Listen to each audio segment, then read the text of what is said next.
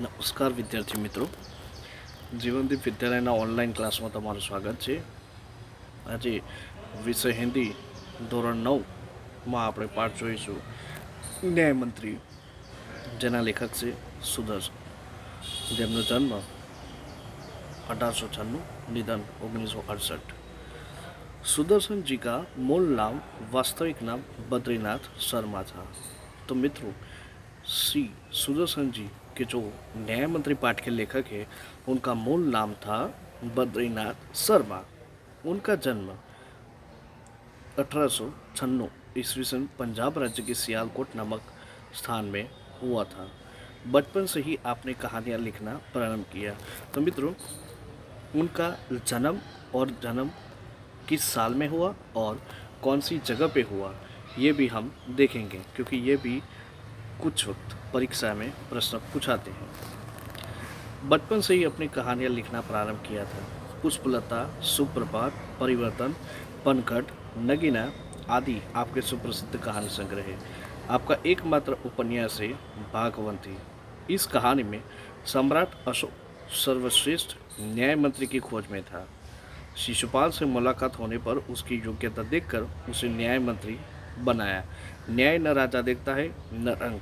न्यायतंत्र पर विश्वास दिलाने के लिए यहाँ प्रयास किया गया है. नई पीढ़ी के लिए इस प्रेरक कहानी का द्वारा न्यायतंत्र की जिम्मेदारी का भी महत्व समझाया गया है.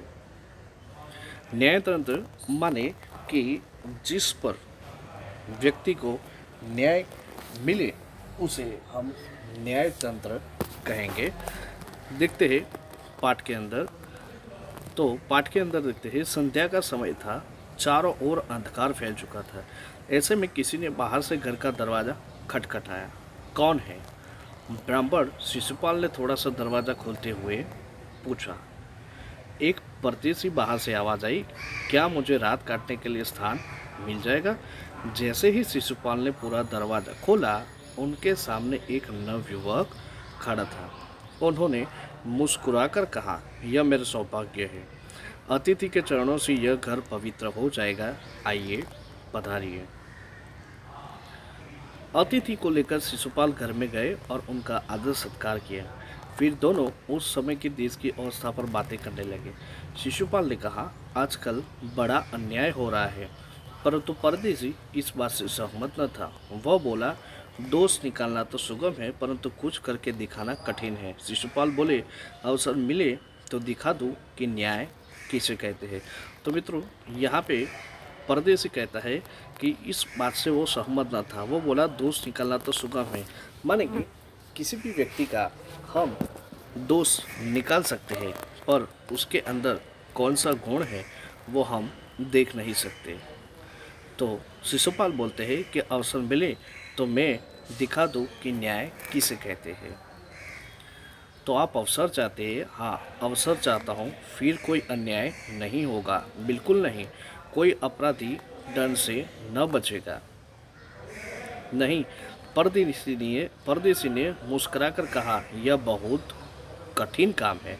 ब्राह्मण के लिए कुछ भी कठिन नहीं. मैं न्याय का डंका बजाकर दिखा दूंगा. परदेसी धीरे से मुस्कुराए पर कुछ न बोले. फिर कुछ देर बाद वे सो गए. सुबह उठकर परदेसी ने शिशुपाल को धन्यवाद देकर उनसे विदा ली. कुछ दिनों बाद शिशुपाल के घर कुछ सिपाही आए और उन्हें दरबार में चलने के लिए कहा. शिशुपाल सहम गए थे. वे समझ नहीं सके कि सम्राट ने उन्हें क्यों बुलाया है. कहीं उस परदेसी ने तो सम्राट से झूठी सच्ची शिकायत नहीं कर दी. दरबार में पहुंचकर शिशुपाल का कलेजा धड़कने लगा जब उन्होंने देखा कि परदेसी ही सम्राट अशोक है. सम्राट बोले, ब्राह्मण देवता, मैं आपको न्याय का अवसर देना चाहता हूँ. आप तैयार हैं? तो यहाँ पे सम्राट जो कि अशोक है, कि ब्राह्मण देवता, मैं आपको न्याय का अवसर देना चाहता हूँ. आप तैयार हैं? पहले तो शिशुपाल घबराए, फिर बोले, यदि सम्राट की यही इच्छा है तो मैं तैयार हूँ. बहुत ठीक, कल से आप न्याय मंत्री हुए, सम्राट ने कहा और अपने हाथ से अंगूठी उतारकर शिशुपाल को पहना दी. ये सम्राट अशोक की राजमुद्रा थी. अब शिशुपाल न्याय मंत्री थे. उन्होंने राज्य की समुचित व्यवस्था करना आरंभ कर दिया. उनके सुप्रबंध से राज्य में पूरी तरह शांति रहने लगी। किसी को भी किसी की प्रकार का भय नहीं था। लोग दरवाजे तक खुले छोड़ जाते थे।